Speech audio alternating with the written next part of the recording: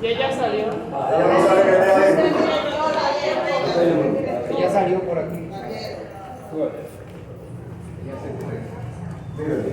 Ella está aquí adentro. Le voy a decir una cosa. Déjame explicarle algo.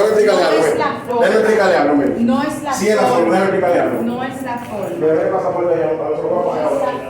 Mire, déjame decirle algo. No es la Déjame explicarle algo. Mira, nosotros hacemos un trabajo. Ya no, eso es lo mismo que queremos hacer.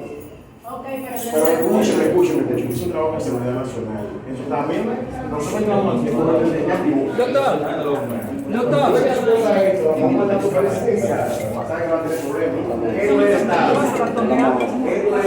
Aló.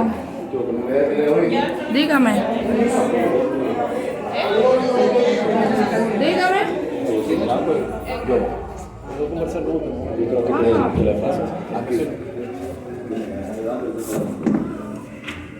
¿Tú no estabas arreglando los récords? Sí.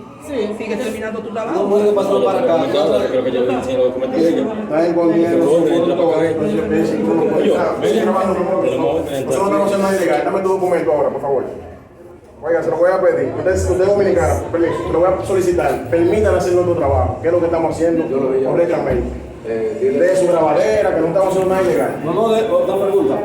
Que era mejor que decía. También. Los documentos de ella busque son. Y dice que la mochila está por acá.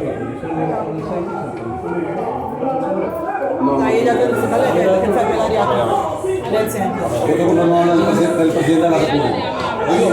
El miembro de allá de Banadeco fue. No, el director está hablando de ella en el área del centro. Sí. Camine, por favor. Metale. Ella tiene pasaporte de entrevista.